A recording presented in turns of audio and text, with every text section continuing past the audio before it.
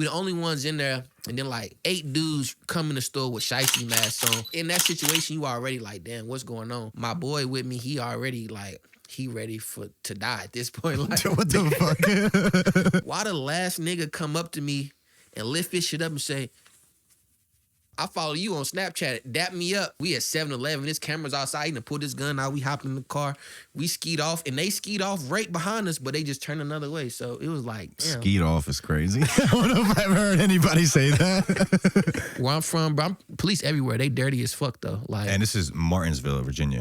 My brother was killed in Roanoke, actually. You heard of Roanoke before? Yeah, my boy Drew famous from there. Yeah, Roanoke, Virginia. That's where my brother was killed by the police at, and they known for doing wild shit like stripping niggas, fucking sticking that long ass pole they got, sticking it up their ass and shit like that. Yeah, like crazy shit like that. They still have active Klan rallies out there and shit.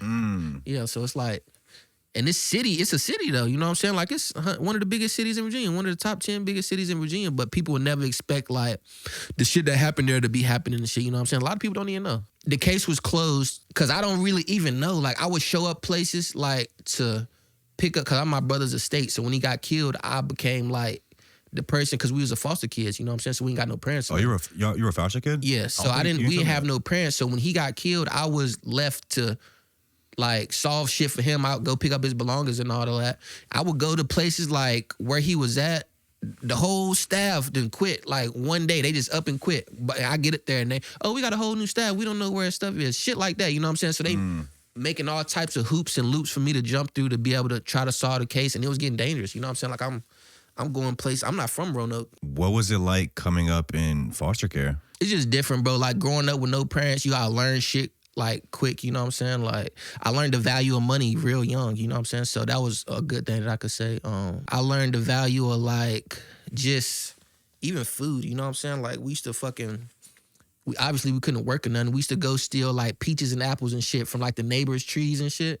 Get that shit, load up our bags, and be gone on the streets for like 3 days. You know what I'm saying? Like eating peaches and apples and shit. Like run away from the like foster care. Yeah, like place. run away just because like bro, it's a lot of crazy. I never opened the refrigerator until I was like 11 years old. After I got adopted, I never opened the refrigerator. I never had like McDonald's and shit until I never celebrated a birthday or Christmas or none of that shit until I was like 11 or 12. Yeah, I was living with this white woman in West Virginia. And she used to like do some wild shit, bro. Like she used to sleep naked with me and shit, like a bunch of crazy ass shit. Like, yeah, I was probably like 9 or 10 or like some shit like that. And every night, and she used to like, we used to walk through like Food Line or whatever grocery store we was in. She'd like make me hold her hand and shit. Like I'm a kid, I understand that. But like, it just felt weird. Like, cause I don't know them. I'll just meet you, you know what I'm saying? I just met you. I was only with her for like 2 weeks, you know what I'm saying? Like some of these homes, I was only in for a short period of time. Like her, I was probably there for like 2 weeks.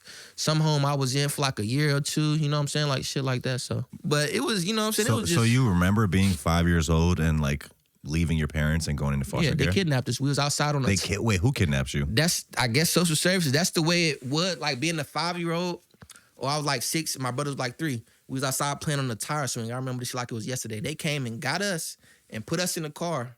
And then went and told our parents and shit what was going on.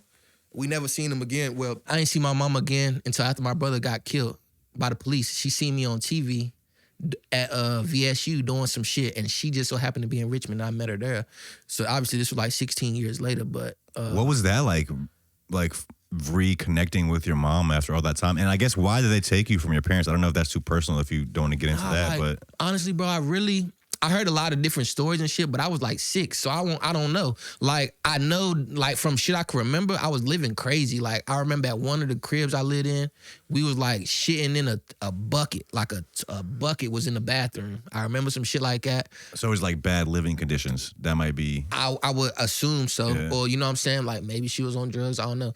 We don't have a good relationship, you know what I'm saying? Just because, I don't know. Like, it was kind of weird meeting my mama for the first time through my brother being killed, you know what I'm saying? So it was like, we don't got like a good relationship for real, you know what I'm saying? So you're making music at first. This tragedy happens with your brother.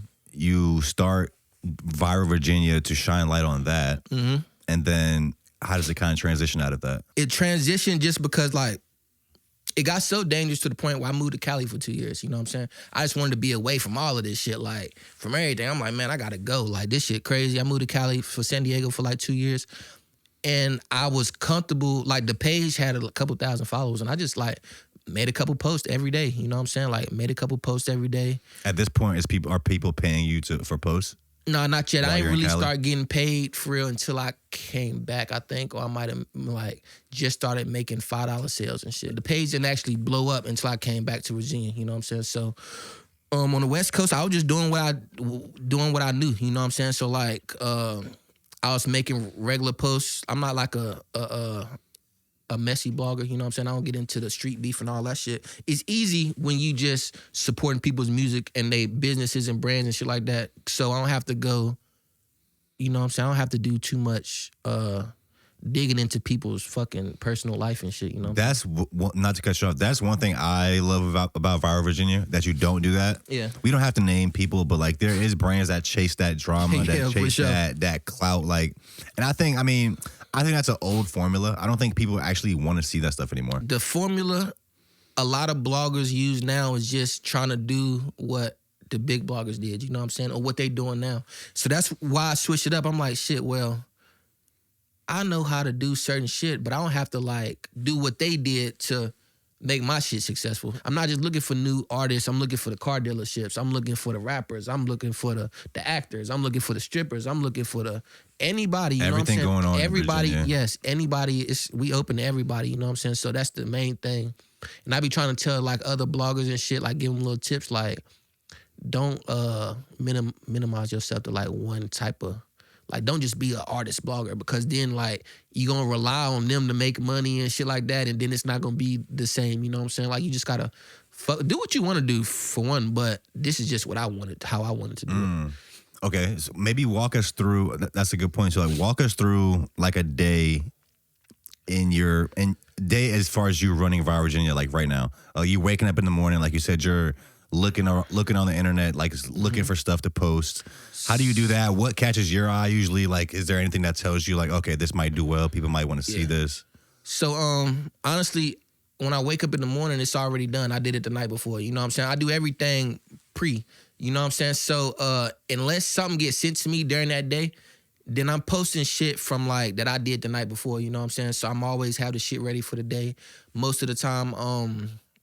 But just like a day in like regular Viral Virginia life, that's just what I be doing. I'm gonna be posting, or I'm gonna be on the road, or I'm gonna be doing both. You know what I'm saying? So when I'm on the road, it's kind of different. Like we exploring, we finding content, we making content. You know what I'm saying? We still posting shit that's happening around all over Virginia, but I'm in create mode.